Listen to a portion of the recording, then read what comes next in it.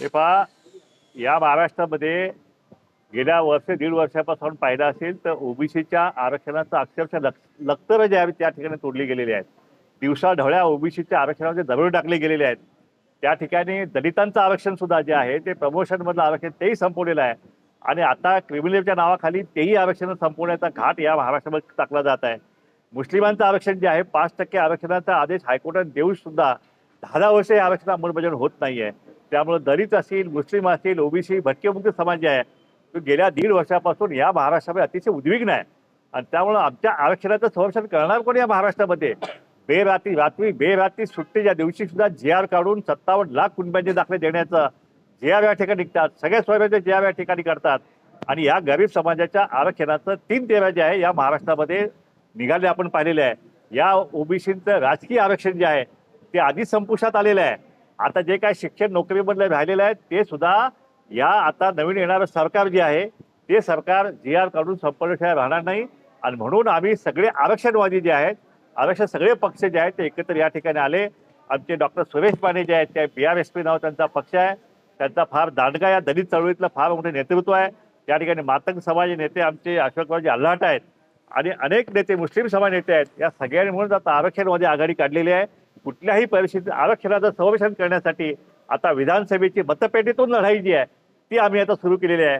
त्याच माध्यमातून महाराष्ट्रामध्ये 85 उमेदवार जे आघाडीच्या बाबत आम्ही उभा केलेले आहेत.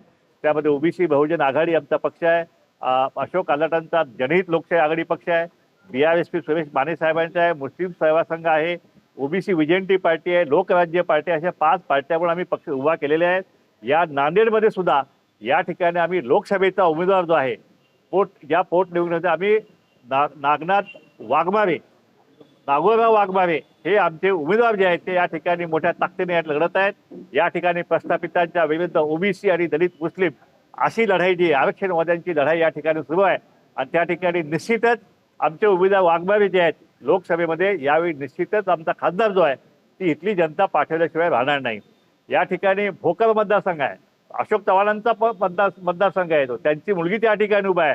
आणि त्या ठिकाणी आमचे नागनाथ घिसेवाडजी आमचे उमेदवार आहेत. त्यांनी फार मोठं आव्हान त्या ठिकाणी उभा केलेलं आहे.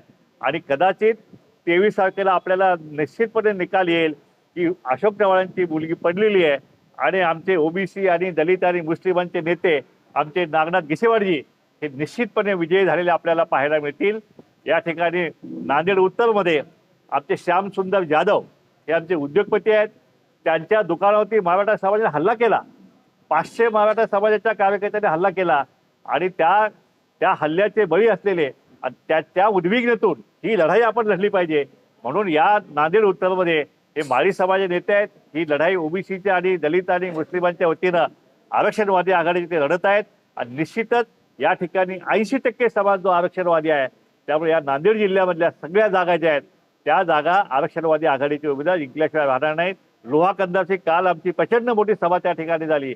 गल्ल्या बोळामधून आमचे तरुण जे आहेत एकच पर्व ओबीसी पर्व म्हणून घोषणा देत आहेत, आक्रोश करत आहेत.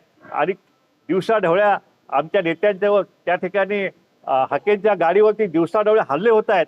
म्हणजे आम्हाला प्रचारापासून सुद्धा ही प्रस्थापित मंडळी त्या ठिकाणी आम्हाला परावृत्त करत आहेत. कुठल्याही पेक्षाचा आमची मुलं जे आहेत आता या ठिकाणी उभा आहेत. आमचा चंद्रसेन पाटील जो लोहाकर्णामध्ये आहे, तुम्हाला 23 तारखेला निकाल कळेल. 1 नंबरला जागा कुठली येणार असेल सकाळी पहिलाच निकाल त्या ठिकाणी चंद्रसेन पाटील हे विजय झाल्याशिवाय त्या ठिकाणी राहणार नाहीत. कारण ह्यावेळी आता चंद्रसेन पाटील एकटे नाहीयेत, त्यांच्या मग तमाम ओबीसी दलित मुस्लिम यांची ताकद जी आहे 75% जनता त्यांच्या मागे उभा आहे. हकेवरती हल्ला प्रस्थापित समाजाने हा पहिलाच हल्ला हकेवरती नाहीये. यापूर्वी जवळपास 3 हल्ले त्या ठिकाणी झालेले आहेत. माझ्यावर सुद्धा हल्ले झाले, माझ्या गाडीवर सुद्धा हल्ले झालेले आहेत. त्यामुळे ओबीसी नेत्यांना टार्गेट करायचं काम या महाराष्ट्रात सुरू आहे. भुजबळ साहेबांचे हल्ले सुरू आहेत. पण तरी सुद्धा आम्ही त्या हल्ल्यांना आम्ही चोख उत्तर देऊन आम्ही ही लढाई जी आरक्षणाची लढाई आम्ही विधानसभेपर्यंत आम्ही आणलेलं आहे. कुठल्याही परिस्थितीत विधानसभेमध्ये आमचे आमदार जे आहेत ते आपल्याला गेलेले दिसतील.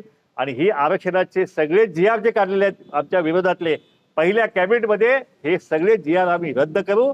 आणि कुठल्याही परिस्थितीत या गरीब समाजांचं आरक्षण जे आहे ते आरक्षण आम्ही वाचवल्याशिवाय आम्ही स्वस्थ वाचणार नाही.